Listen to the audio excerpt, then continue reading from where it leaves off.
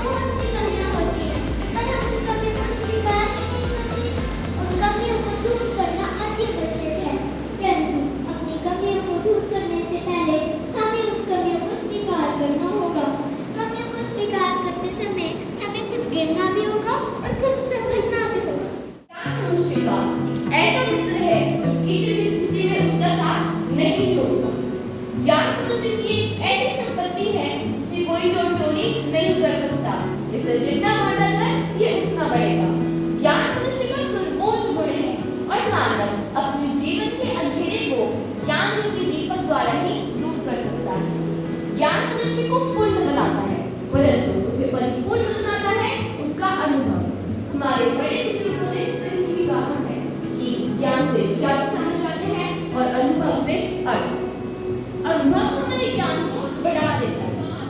मानव ईमान लेने की घड़ी है, असफलताओं की चुनौती में सफलताओं में परिवर्तन करने की घड़ी है। अपनी कड़ी मेहनत एवं लगन से इस इम्तिहान को पार करने की घड़ी है। सुप्रभात आदरणीय अध्यक्ष महोदय, विनायक पंडित एवं मेरे प्रिय साथी, आज मैं आप सभी के जगह सम्मान होता है, उसका आत्मविश्वास बढ़ता है और अच्छे भविष्य के लिए उसका रास्ता सुरक्षित होता है। किंतु सिर्फ यही सफलता के मापदंड नहीं है, कम प्राप्त करके भी समाज में उच्च स्थान प्राप्त किया जा सकता है। अकादमिक क्षेत्र के अलावा अन्य क्षेत्र भी हैं। जीवन में सफलता प्राप्त करने के लिए हम अभ्यास की बहुत आवश्यकता होती है। जैसे जीवन के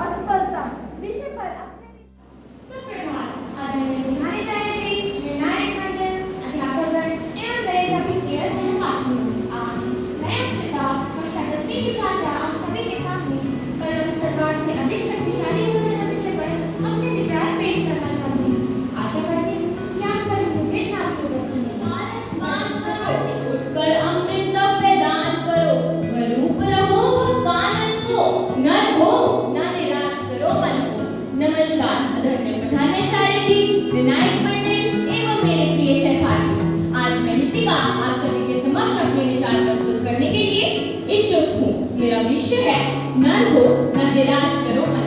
आशा करती हूँ आप सभी मेरे साथ सहमत हैं। जैसा कि आप सब जानते हैं मेरे आक्रमण सुरक्षा और जीतने के लिए प्रयोग की जाती है, लेकिन इस प्रकार में सुरक्षित या जीत सकती है उसके बारे में कर सकती है। यह कविता मैथिली शरण गुप्त जी द्वारा लिखी गई है। नर हो ना निराश करो मन को, कुछ काम करो, जब में रहकर कुछ नाम करो। इसमें गुप्त जी की इन पंक्तियों ने उन्हें अमर बना दिया है। वे मानव को निरंतर कष्ट करने की सीख देते हैं। कुछ इंसान ऐसे होते हैं जो भाग्य के भरोसे बैठे रहते हैं लेकिन कर्म नहीं करते। जो व्यक्ति कर्म करता है शब्दों का प्रहार जोरदार होता है। दुश्मनों की ताकत से डरते नहीं है वो, जिन पर कलम का भूत सवार होता है, जिन पर कलम का भूत सवार होता है। आदरणीय प्रधानाचार्य जी, देश की विवेकी निर्णायक मंडल, शिक्षक एवं मेरे प्रिय सहपाठियों, सुप्रभात। आज का मेरा वक्तव्य का विषय है कलम तलवार से अधिक शक्तिशाली होती है। कलम तलवार से शक्तिशाली है ना हैरान करने वाला वाक्य। लेकिन दुखिए यह सच है, आप कल्पना भी नहीं कर सकते कि ये कलम क्या क्या कर सकती है और वह तलवार से अधिक कितनी तीखी होती है। प्रत्येक मनुष्य जीवन में शक्ति प्राप्त करना चाहता है। चिंता करने के बजाय व्यक्ति करने का है, और यदि हम ना हो तो शांत रहने की कोशिश करें। सभी माननीय न्यायाधीशों, संकाय सदस्यों, शिक्षकों और दर्शकों को एक अत्यंत सुखद सुप्रभात। आज का मेरा विषय है नर हो ना निराश करो मन को। निराशा कहने का ऐसा भाव है जहाँ हमें किसी कार्य में रुचि नहीं रहती, हम कोई कार्य करने के लिए उत्साहित ही नहीं होते। तो क्यों ना निराशा के बजाय हम अपने कार्य पे ध्यान दें, क्योंकि निराशा जब एक सीमा से बढ़ जाती है तो मन का रोग बढ़ जाती है और मनुष्य जीवन से अधिक मृत्यु को पसंद करने लगता है। अधिकतर हमारी निराशा कुछ समय के लिए ही होती है, इसलिए उससे होने वाली हानि को पहचान में जाने होगा। हर मुश्किल को एक मौका समझो, संकट से लड़कर नए ऊंचाई को पाओ। सपनों की उड़ान को बुलंद करो, नर हो नहीं निराश करो मन को। आदरणीय नायक मंडल, शिक्षकगण एवं मेरे प्रिय सहपाठियों, आज मैं अपनी जैन आप सभी के समक्ष नर हो नहीं निराश करो मन को विषय पर अपने विचार से अधिक शक्तिशाली होती है। समाज में प्रत्येक व्यक्ति शक्ति प्राप्त करना चाहता है, क्योंकि शक्ति होगी तो पूरी दुनिया उसके आगे नतमस्तक भी होगी। पहले शक्ति का अर्थ तलवार अर्थात हिंसा होता था, जिससे वह दुनिया पर राज करता था। परंतु समय के साथ लोगों में बदलाव आया, फिर ज्ञान को शक्ति का प्रतीक माना जाने लगा। वर्तमान में लेखन शक्ति को ही असली शक्ति देश में जाना एक बहुत ही बड़ा कदम और जीवन बदलने का अनुभव है। प्रवास पर निकलते समय व्यक्ति न केवल अपना घर, परिवार, संपत्ति, किंतु अपनी व्यक्तिगत पहचान भी पीछे छोड़ जाता है। आम धारणा है कि जो लोग विदेश जाते हैं उन्हें सारा ऐशो आराम सहज मिल जाता है, किंतु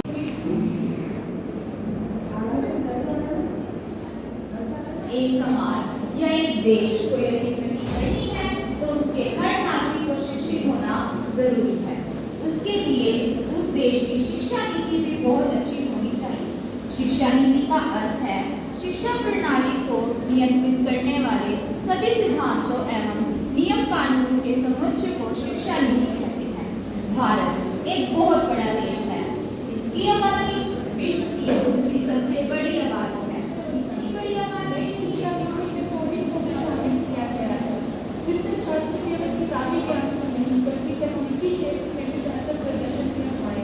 इस नीति यह हमारे समाज के लिए बल्कि है हमारे समाज के लिए एक बहुत बड़ी समस्या है।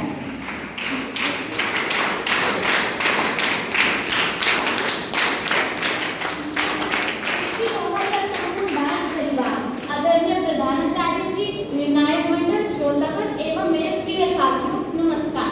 आज का मेरा विषय है नई शिक्षा नीति 2020। एक समाज में एक देश को यदि उन्नति करनी है तो उसके प्रत्येक नागरिक को शिक्षित होना बहुत आवश्यक है। इसके लिए उस देश की शिक्षा नीति भी उतनी ही अच्छी होनी चाहिए। शिक्षा नीति का अर्थ होता है शिक्षा को चलाने के लिए नियम, कानून व सिद्धांतों का समावेश।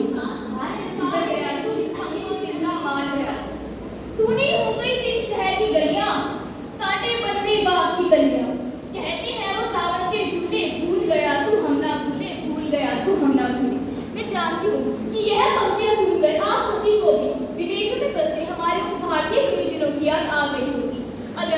निर्णायक मंडल, अध्यापकगण एवं मेरे प्रिय छात्र, नमस्कार। आज का मेरा विषय है खाली गलियां शून्य आंगन, युवा आओ कहाँ है। आज के इस दौर में हर कोई तरक्की पाना चाहता है, हर कोई चाहता है कि मेरी सबसे साकार हो और इसके लिए वो विदेशों में रुख कर रहा है। चाहे विदेशी संस्कृति हो, उसका पहनावा या फिर उनकी शिक्षा, हर कोई एक दूसरे से ऊपर उठकर उसको अपनाने की ओर दौड़ता है। जन्मभूमि स्वर्ग से भी बढ़कर है, परंतु आज का युवा इसे नहीं समझता। केवल युवा नहीं, उनके माता पिता भी चाहते हैं कि हमारा बच्चा पढ़े लिखे और विदेश जाए। हमारा युवा देश की कार्य करने में सक्षम है, परंतु उनकी शक्ति ख्वाबों की है दुनिया, ख्वाबों का है जहां, खाली है गलियां, सूने हैं आंगन, सरहद पार है आज अपना जहां, सरहद पार है आज अपना जहां। तभी तो पूछता हूँ, जरा ये तो बताइए, युवा पाव है कहाँ, युवा पाव है कहाँ। सम्माननीय मुख्य अतिथि महोदय, आदरणीय गुरुजन, सुयोग्य निर्णायक मंडल व मेरे प्रिय साथियों, सुप्रभात। यही है मेरे आज के वक्तव्य का विषय। अध्यक्ष महोदय, इतिहास के पन्नों को अगर यदि पलटा जाए तो उस समय भी लोग व्यापार करने के लिए एक शहर से दूसरे शहर जाया करते थे, और तो और एक देश से दूसरे देश जाया करते थे और अपना सामान बेचकर अपने वतन को लौटाते थे। विदेशों की चकाचौंध ने ना तो उन्हें कभी वहां बसने के लिए मजबूर किया और ना ही पैसा कमाने की होड़ ने उनके पैरों में बेड़ियां डाली। कि विदेश पहुंचने की जद्दोजहद ने युवा वर्ग को अपनी जान भी दांव पर लगा देने के लिए मजबूर कर दिया। जरा सोचिए, इस राह पर चलने वाला व्यक्ति जब भविष्य में अपने ख्वाब संजोता है तो उसके सपने साकार करने का बीड़ा उठाते हैं उसके माँ बाप। अपने जीवन की कमाई, जमा पूंजी, चाहे फिर वो पीएफ का पैसा हो या फिर बैंक लोन, सब कुछ दांव पर लगा देते हैं। खुशहाली का भंडार है शिक्षा, जीवन में नई जोत जगाती, सपने सारे पूरे कर दिखाती। आदरणीय निर्णायक मंडल, शिक्षकगण एवं मेरे प्रिय साथियों, आज मैं प्रार्थना आप सभी के समक्ष नई शिक्षा नीति 2020 विषय पर अपने विचार प्रकट करना चाहती हूँ। जिस प्रकार परिवर्तन ही संसार का नियम है, चाहे वह प्राकृतिक हो या मनुष्य द्वारा किया गया हो, हमें उसके अनुरूप ढलना ही पड़ता है। अब जैसे कई सालों तक हम अपने ही घर में रहकर उसकी चार दीवारी से ऊब जाते हैं और रंग रोगन करवा कर हम उसमें बदलाव लाते हैं, बस इसी तरह हमारी जिंदगी का सबसे महत्वपूर्ण अंश शिक्षा, वह भी तो बदलाव चाहती है। तो क्या आप सभी जानते हैं इस बदलाव की शुरुआत कब हुई? 1968 में, जब सर्वप्रथम शिक्षा नीति लागू की गई थी, और इसी बदलाव की प्रथा को जारी रखते हुए 1986 अंत में केवल इतना ही कहना चाहूंगी, गिनकर उठना, उठकर चलना, ये क्रम है संसार का। कर्मवीर को